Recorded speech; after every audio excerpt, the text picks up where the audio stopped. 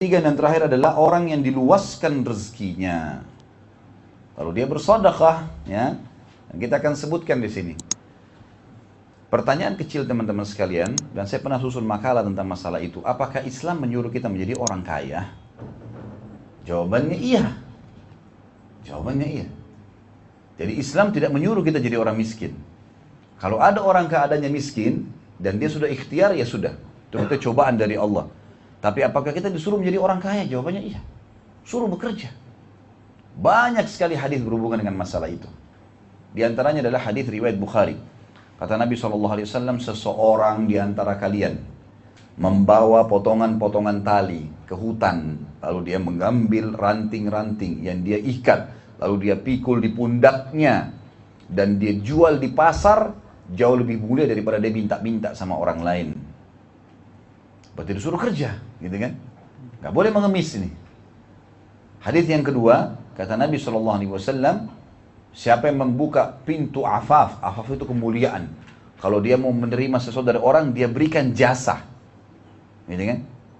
Kecuali Allah bukakan pintu kekayaan, dan siapa yang membuka pintu mengemis, maka Allah akan bukakan baginya pintu kemiskinan.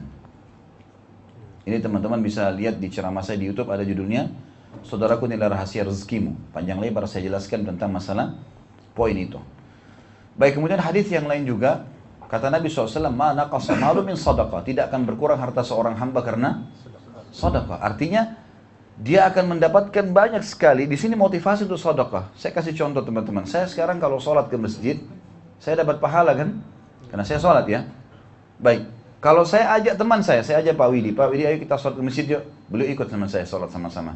Saya dapat pahala misalnya 10, Pak Widi dapat 10, tapi saya dikasih sama Allah nilai 10 pahalanya beliau, karena saya yang ajak kan gitu. Sampai sini jelas ya? Baik, sekarang sadar atau tidak sadar teman-teman sekalian, pada saat saya sama Pak Widi lagi sholat di masjid, maka ada orang yang panen pahala kami semua. Ada imam, panen pahala makmumnya. Ada muadzin, panen pahala imam dan muadzin, dan makmum, imam dan makmum. Dan ada orang yang panen semuanya pahala, yaitu orang yang berinfak membangun masjid. Pakai harta bukan? Pakai harta. Kan gitu.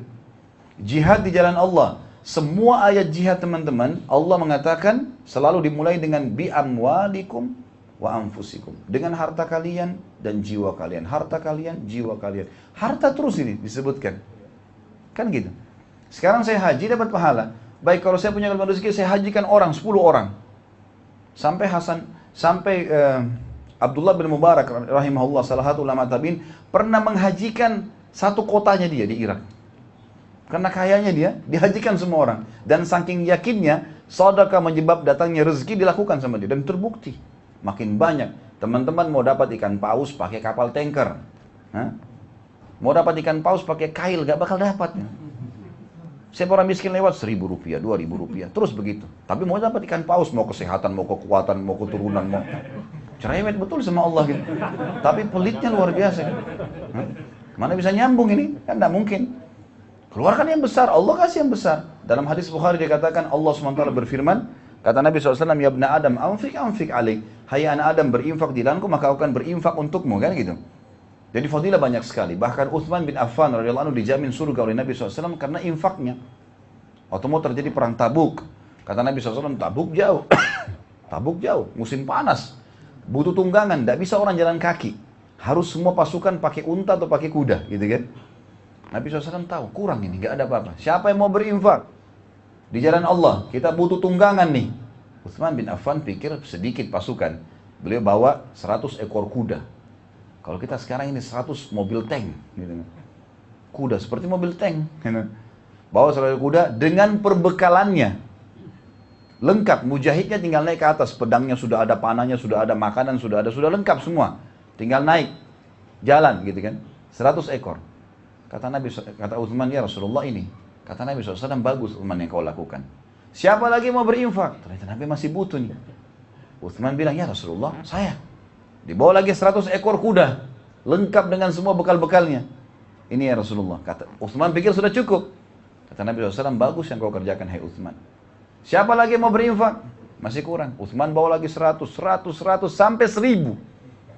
1.000 ekor kuda ini itu kalau tidak salah jumlahnya 20-nya unta, 10 atau 20 ekor unta. Karena 100 yang terakhir kata Utsman, ya Rasulullah, kuda saya sudah habis. Tinggal saya lengkapkan 100-nya dengan 10 ekor unta. Kata Nabi SAW, bagus yang kau lakukan. Udah selesai nih, ternyata 1000 kuda sudah cukup. Karena banyak sahabat-sahabat juga yang bawa kuda gitu kan. Kata Nabi SAW, siapa yang membebaskan sumur Rumat, sumur pemanah gitu kan. Karena waktu itu ada sumur, lagi musim kemarau, dan punya Yahudi. Yahudi ini nggak mau kasih muslimin air. Akhirnya Utsman bin Affan datang mengatakan, hai Yahudi, berapa kau mau jual sumurmu ini? Dia sebutkan harga khayalan pada saat itu, 20.000 dinar emas. Kalau kita sekarang 6 miliar, sumur 6 miliar. Saya gali sumur di yayasan cuma 10 juta, sudah satu kampung bisa pakai gitu kan. Sumur 6 miliar dari mana? Tapi dia kaget, Utsman bilang saya beli. Ini uangnya. Yahudi itu saking gembiranya dikasih Utsman sumur sama kebun kurmanya. Ambil sudah semua. Utsman bin Affan wakafin. Apa kata Nabi SAW? Tidak ada lagi yang bisa menghalangi Utsman masuk surga setelah apa yang dia buat hari ini. Infak. Itu harta membuat dia masuk surga, teman-teman sekalian. Berarti sekarang untuk mengadakan pahala salah satunya dengan ilmu, dengan harta, kan gitu. Berarti Islam suruh kita untuk itu, teman-teman sekalian. Kan itu. Kita buat lahan pekerjaan buat orang, ya kita berinfak, kita berikan nafkah kepada istri dan anak, kita memberikan kepada orang tua, segalanya pahala. Jadi ibadah kita ini banyak berhubungan dengan masalah harta. Oleh karena itu Islam menyuruh kita untuk menjadi orang yang mampu. Ada hadis yang lain juga riwayat Bukhari Muslim. Pernah teman-teman sekalian ada sahabat-sahabat miskin datang mengatakan, ya Rasulullah, ya, kami ini miskin dan kami dikalahkan amalnya dengan sahabat-sahabat kami yang kaya. Kami sholat, mereka sholat, kami puasa, mereka puasa. Tapi mereka punya kelebihan, mereka berinfak hartanya kepada kami. Kami nggak punya harta, nggak bisa ikutin ibadah itu, nggak ada. Pandukan kepada kami amalan yang kalau kami kerjakan, kami sama mereka pahalanya. Kata Nabi SAW, bacalah Subhanallah 33, Alhamdulillah, Allah Akbar 33. Dan ini termasuk juga boleh dibaca walaupun bukan habis sholat, gitu kan. Karena Nabi SAW pernah juga perintahkan Ali dan Fatimah radhiyallahu anhuma untuk membaca pada saat mereka sudah capek bekerja untuk menghilangkan capeknya. Maka sahabat-sahabat miskin pulang amalin tuh. Karena ternyata Subhanallah, Alhamdulillah, Allah Akbar 33 ini sama dengan orang-orang pahalanya berinfak, gitu kan. Rupanya mulut demi mulut orang kaya dengar. Mereka amalkan juga. Datang lagi orang-orang miskin, ya Rasulullah, yang kaya amalin lagi nih. Maksudnya mau amal apa lagi nih, gitu kan? Kata Nabi SAW, "Dzalika fadlullahi yu'tihi may yasha." Itu karunia Allah yang Allah berikan kepada siapa yang dia inginkan. Kan itu. Berarti saya tidak bisa lagi. Ya udah, itu kelebihan yang Allah kasih mereka. Resiko, gitu kan? Makanya kalian bekerja. Dan subhanallah, kata ulama, tidak ada orang yang memulai usahanya dengan modal yang benar, produk yang benar, sistem yang benar, kecuali Allah berkahi. Kalau ada masalah di usaha antum, perhatikan 3 hal ini, gitu kan? Modalnya, produknya, sistemnya, halal, diberkahi. Tidak usah datangi orang-orang bodoh dan orang-orang tidak normal, ya. Yang di Indonesia dulu dukun kalau ketangkap dibakar, gitu kan? Karena dukun ini sudah rusak, namanya diganti dengan orang pintar. Ganti sekarang, orang bodoh. Orang paranormal, di atas normal, tidak orang tidak normal semuanya. Minta tolong sama dukun-dukun, jin. Enggak perlu semua. Orang di sekitar Masjid Haram Nabawi dan Masjid Haram Mekah tidak pakai pelaris-pelaris, laku semua kok tokonya. Kata kuncinya, modalnya halal, sistemnya halal, produknya halal. Tawakal kepada Allah sisanya. Akan diberkahi. Innamal a'malu binniyat. Allah akan berikan itu. Nah teman-teman sekalian, karena besarnya fadilah ini, dan di sini hadis mengatakan, dan Allah membuka untuknya berbagai jenis harta seluruhnya. Artinya bisa seseorang itu menguasai banyak bidang. Bisa dia buka usaha ini, usaha itu, bisa. Allah SWT tidak pernah batasi. Nggak dibilang orang muslim itu cuma punya harta sekian dinar, enggak. Bebas. Sampai Abdurrahman ibn Auf radhiyallahu anhu, pada saat beliau meninggal, itu waktu mau dibagi hartanya, emasnya karena sudah terlalu banyak di gudang, selain yang diinfak ini, dikeluarkan banyak, datang lagi terus Allah kasih. Itu dipukul sama kampak, dipecahin sama kampak, emas-emasnya itu, sampai yang mukul tuh tangannya memar, atau mau dibagi-bagiin ke ahli warisnya. Itu pun masih ada lebih, diinfakkan lagi di jalan Allah, gitu kan.